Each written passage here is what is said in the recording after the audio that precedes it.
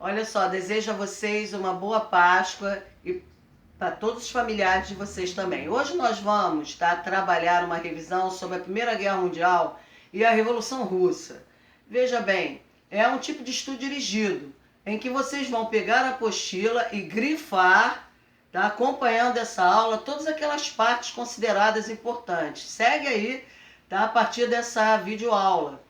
Sobre a Primeira Guerra, nós temos que colocar aí, antes dela, a chamada Belle Époque, ok? Todas aquelas alterações, transformações, mudanças que vão ocorrer aí na Europa, tá? E vai chegar aí no mundo inteiro, vamos colocar assim, principalmente na Europa.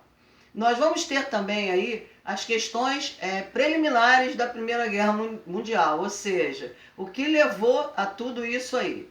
Primeiramente, nós vamos colocar como causas da Primeira Grande Guerra, a questão imperialista, ou seja, a conquista de colônias na África e na Ásia vai gerar uma disputa entre essas colônias europeias.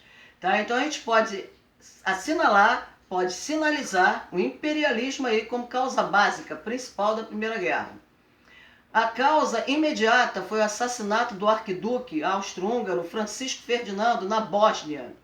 Este, com interesse na Sérvia, ele vai acusá-la de ter sido a mandante. Como ela se recusou à autoria do atentado, então ele decide dominar, invadindo aí a Sérvia. A Sérvia, nessa época, ela era a área de influência da Rússia pelo pan-eslavismo, ou seja, você tem dois tipos aí. Você tem o pan-germanismo, a área sob a influência da Áustria, e o pan-eslavismo, áreas sob a influência da Rússia, nos Balcãs, na Europa. Então veja bem, a Rússia vai em socorro à sua prima. A Rússia não tinha exército, não estava preparada para a guerra. Havia perdido inclusive uma guerra contra o Japão em 1905, por possessões ali no Pacífico. Vale considerar também que a Alemanha não aceitava o fato da Rússia ter entrado na guerra e entra ao lado do Império Austro-Húngaro. A partir desse momento, a Inglaterra preocupada com seus mercados, com todo o seu potencial econômico, entra ao lado da Rússia e arrasta com ela, pela entente cordial, a França.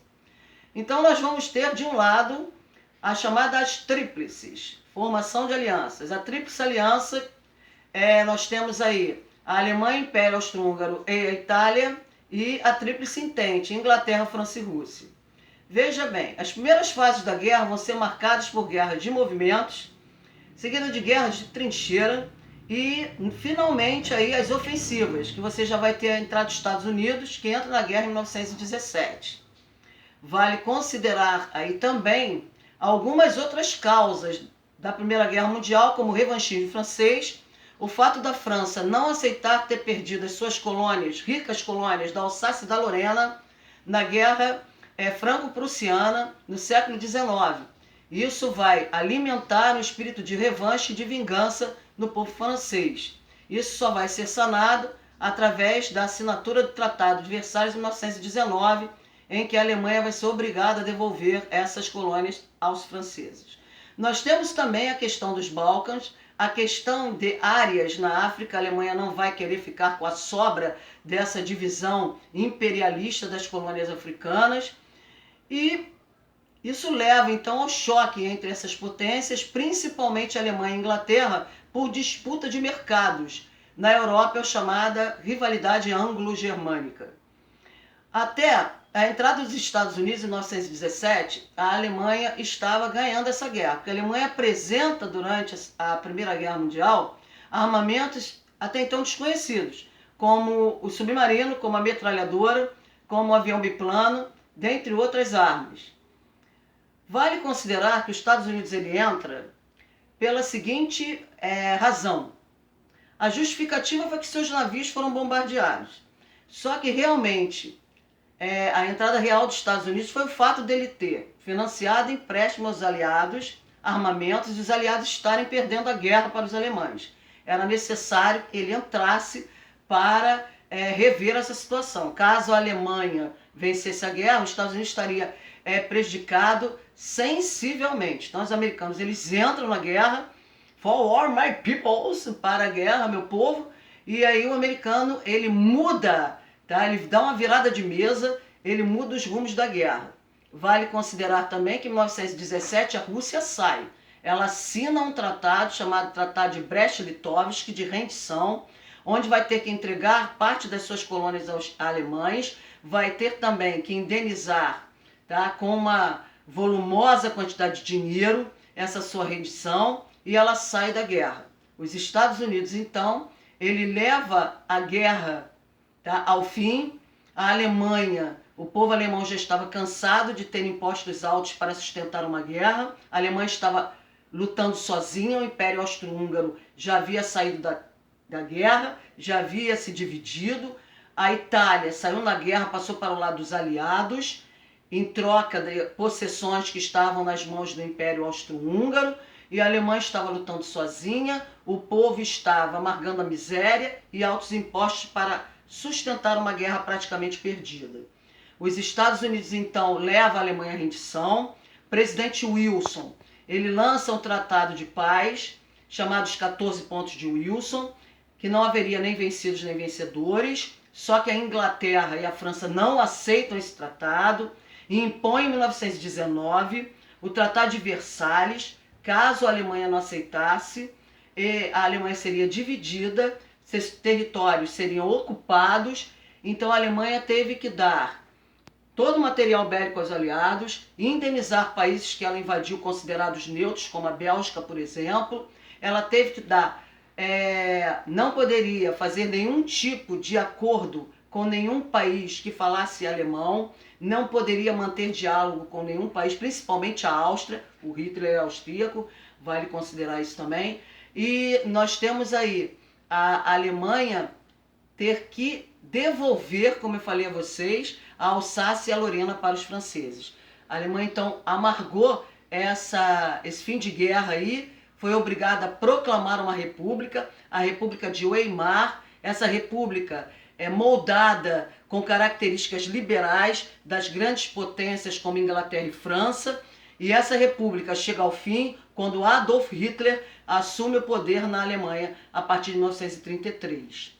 Sobre a Revolução Russa de 1917, vale considerar aí a questão da Rússia antes da Revolução, governo czarista, opressor, violento do czar, o Domingo Sangrento, vale considerar, a Revolução de Fevereiro de 1917, que foi uma revolução moderada, liderada pela burguesia, altamente ligada ao capitalismo, aos moldes capitalistas. Não esqueçam também de considerar os partidos, que era o Partido dos Cadetes, e dentro do Partido Social Democrático Socialista, nós temos aí duas grandes correntes, os mencheviques e os bolcheviques. Os mencheviques achavam que o socialismo deveria ser gradativo.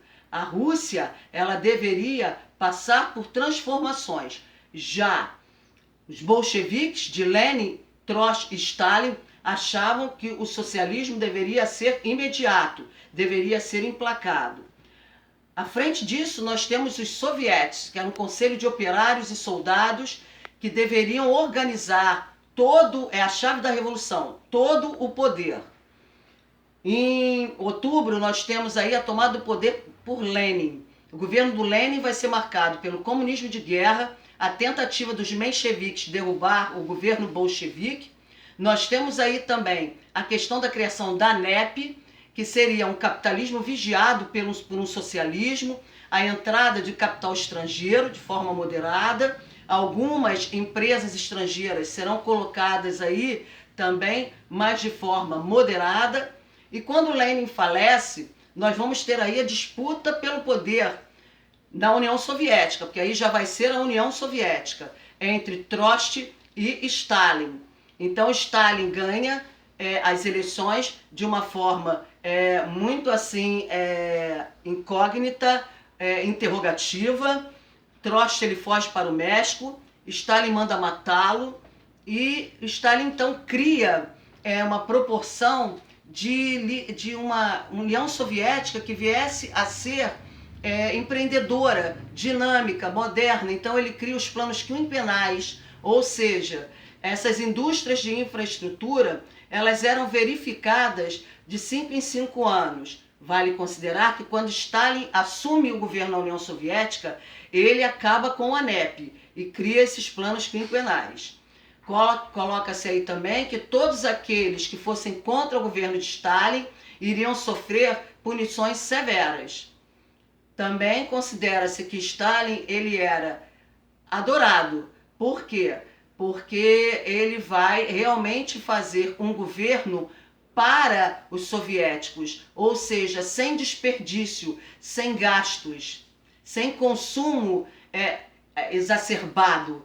Veja bem, coloca-se que durante a crise de 29, para você ter uma ideia, a União Soviética ela vai ser o único país, vamos colocar, a única representante que não vai sofrer com a crise de 29.